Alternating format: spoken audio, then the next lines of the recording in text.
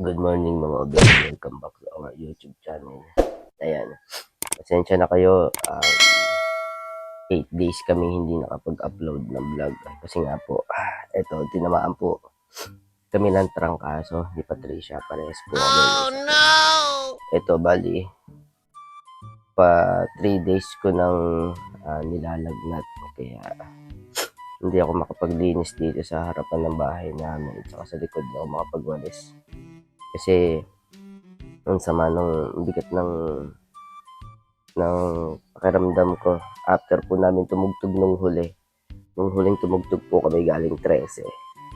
Pero worth it naman yung tugtog kasi kumita po kami ng 4K. Malaking tulong yun para mabili ko po yung bagong niresetang gamot kay Patricia mga obeng. Kasi si Patricia po ay yun nga, na ipa-check up ko na po sa isang neurologist. At ang sanhi po ng kanyang sunod-sunod na atake ay dahil mababa na yung dosage ng gamot niya. So, dinagdagan yung neurologist niya, dinagdagan. Yung milligram ng gamot niya, dinagdagan. Kaya, awa ng Diyos, huli po siyang inatake is November 3 pa. So, anong date na ngayon is November 20... Wait ha, November 21. So, November 21 na ngayon. Pinakahuli siyang inatake is November 3. Ayun po, natutulog pa siya. So, kalimitan po, hindi niya pa pinapatay yung electric fan. Kasi yan, nakapatay ngayon kasi nga, giniginaw siyang maigi. Pares po kami tinatrangkaso kaya hindi kami makakilos ng maayos dito sa bahay. Ayan. Tapos makalat yung harapan, yung likod ng bahay namin, daming dahon. Kasi alam nyo naman, nasa bukid kami nakatira, tsaka palibot kami ng puno, kaya makalipas lang na 1 linggo, minsan dalawang araw lang, marami na ulit dahon. Ayun. Ayan. Tapos yung ubo ko po may flema. Ayan.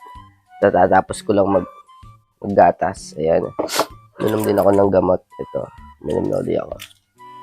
Kasi uso raw yung sakit ngayon Pero sana nga wag tumagal tong aming, kasi ang dami namin kailangan gawin. Ang dami na naming maruming damit, kailangan na naming ipalaba. Kasi pinapalaundry namin yun kasi wala naman po kaming sariling washing machine o labahan, wala. Kaya pinapalaundry po namin. Tabak na uli yung marumi namin damit. Ang hirap ng ganito mga obeng kasi nga ang hirap ng may trangkaso, mabigat sa pakiramdam.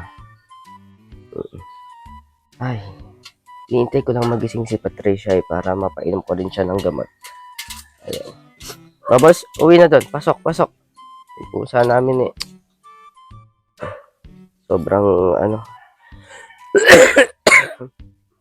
ayan, buko ko mga obeng.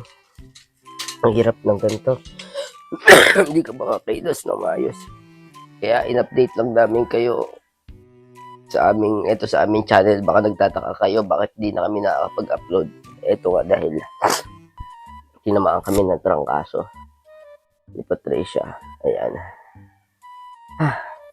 Alam niyo yung pakiramdam ng ginaw ka, jacket ako.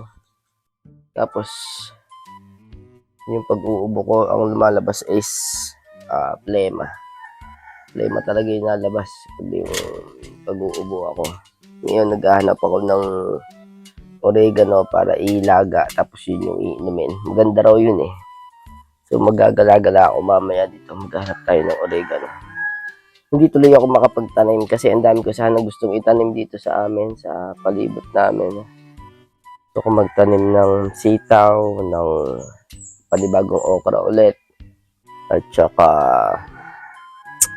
pangalan yung mga celery. Ayan. So kung magtanim, problema mo nga ito nadali ako ng sakit. Ang hirap mga obeng kumilos pag gantong iba yung pakiramdam mo. Buti nga yung mga ibang tanim ko. Yun yung tanim kong papaya. Ito. Good news, malaki na. siguro mga ilang buwan pa bubunga na ito pagkaan. Ayan, oh. Malalaki na siya. Oh. Dalawa yan. Tapos nagtanim din ako ng malunggay dito. Ito nga tumaob yung isa eh. Ayan. Tumaob. Ito malunggay yan. Pero yung isa buhay na eh. No? May sibol na siyang bagong dahon. Ayan. Oh. Malunggay yan.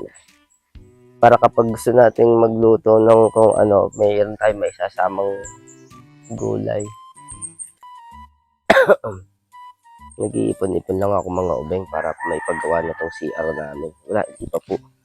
Tapos yung aming CR eh. Hanggang ngayon, hindi pa rin siya nakakabitan ng bowl. At yung balon, eto, open pa rin. Kasi hirap sa budget. Ang mahal na po ng materialis ngayon. Like yung buhangin is 1,600 ang kalahating elk. Pero meron pa naman ako dong natirang pangalan ano. Hollow block. Ang wala lang natin is in nga buhangin at saka simento. Ang simento ngayon is 250 na ang isang sako. Ayan. Nagmumura lang siya kapag yan, pag malamig ang panahon. Kaya magmumura yung simento. Ayan, check lang natin yung manok nating alaga kung may itlog na. Meron kasi po kasing alagang manok dito. Yung nangingitlog. Ayun. See? Sabi ko sa inyo. Kanina sinilip ko wala pa to. Ngayon may itlog na siya mga ubing. Pero kung kita nyo. Ayun. Ayan yung itlog oh. Ayan, isa lang. Hindi ko pa sila napapatoka eh. Kaya hindi na kami namumblema sa itlog pagka ano. Pangalan nito. Tuwing umaga nakakakuha ko dyan. 2. Ayan, isa, 3. Basta patutukay mo lang, ano mo lang siya, yung dire-diretso lang yung patuka mo sa kanila. Then update lang namin kayo. Ayan po oh. Ito nyo, napakakalat. Ayan oh, dami kong walisin. Hindi lang ako nagkatrangkaso, malinis yan ngayon. Ayan. Wala, hindi ako makakilos. Masakit po katawan ko eh. Ayan oh. Kasi pag kumilos ako, baka mabenat naman ako. Ito ang gagawin kong cabinet. Nasira na rin. May cabinet akong hiningi sa lola ko. Kaso bumigay, nagutay. Gagawin ko pa rin yan. Ito yung drawer niya. Ito. Palagay namin ng damit. So, yeah, kailangan. Sana mga 2 days pa magaling na ako. Ang hirap kumilos ng ganito mga ubing. Yeah, yan, in-update lang po namin kayo mga ubing. Kaya may hindi nakakapag-upload ni Patricia ng aming vlog. Kasi nga po, yung mga nakaraan, tumugtog po kami. After nung tugtog, ayun na. Bigla na po kami dalawang tinarang kaso. Kasi paiba-iba yung panahon. Tapos ngayon malamig na. Lalo sa madaling araw, sobrang lamig dito. Kasi nga mapuno. Ayan, kaya update lang namin kayo mga ubeng. Kaya sana wala po kayong magsawang sumuporta po sa aming channel. Dahil alam niyo naman po na isa po to sa aming inaasahan tong YouTube channel na ito. Bukod sa, yun nga yung TikTok paminsan-minsan. Pero ito pong YouTube channel na ito talagang hindi namin susukuan. At abangan nyo yung vlog namin na meron kasi kaming nakitang nakatira sa ilog. Dito sa ilog. Hindi namin alam kung saan sila nakuha ng kanilang pangkain. So, pupuntahan natin sila para bumili tayo ng konting grocery. Dadalhan natin sila ng konting grocery para meron silang Tsaka walang ilaw din sa lugar nila. Kasi nasa tabing ilog sila mga ubeng. So, ayun, baka meron gustong tumulong. Pwede naman nyo po akong i-message dito sa comment down below sa YouTube channel namin. And then, yung padadalan nyo pong tulong, itutulong po natin sa kanila. Ibibili po natin ng bigas, mga canned goods. Ayan, dadalhin po natin doon sa may tabing ilog. Siguro parang mga 5 pamilya yung nakita namin doon eh. So, sabi ko kay Lab, kay Patricia, Lab, pag tayo nagka-budget ng malaki-laki, gusto kong tulungan tong mga to. Gusto kong tumulong kahit kaunti. Magka-budget lang tayo ng para matulungan natin yun nandun sa ilog. Kasi nakakaawa sila.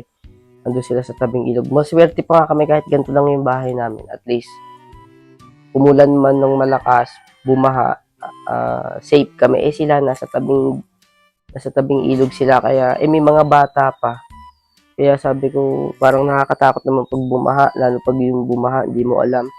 Nasa tabing-tabing ilog sila. Kaya, gusto namin matulungan na kahit konting pagkain lang nila. Bigas, yung mga canned goods. So, titingnan natin kapag may extra kaming pera, ayan. Kasi magpapasko naman, so mag-share tayo ng blessing mga obeng. So, yun nga, sa mga baka may gusto pong tumulong dyan, pwede nyo naman po akong i-message dyan sa comment section o yan ako sa inyo FB account ko or ano. Itutulong po natin doon sa mga nasa tabing ilog para matulungan sila. Kasi magpapasko naman, sinakawa, wala silang kailaw-ilaw, tapos yun nga, nasa tabing ilog. Gusto namin mapuntahan ni Patricia na para matulungan. So, yun lang mga obeng. So, maraming salamat. In-update po kayo namin sa aming channel. Kasi baka nagtataka kayo, hindi na kami nakakapag-upload. Ayan. So, uli, maraming salamat po sa lahat ng walang sawang sumusuporta sa aming channel. At abangan nyo po yung guesting ko sa Dapat Alam Mo, yung kay Kuya Kim Atienza, tsaka kay Susan Enriquez. Nag-iintay pa lang ako ng update ng staff nila para kung kailan yung mismong exact date kung kailan ako magpe-perform. Kaya kailangan gumaling na ako para makapag-practice ako, mapaghanda ko yun. Ayan. So hanggang dito na lang mga obeng. Maraming salamat sa inyo sa walang sawang suporta. Thank you so much and God bless po sa inyong lahat. God bless. Bye-bye.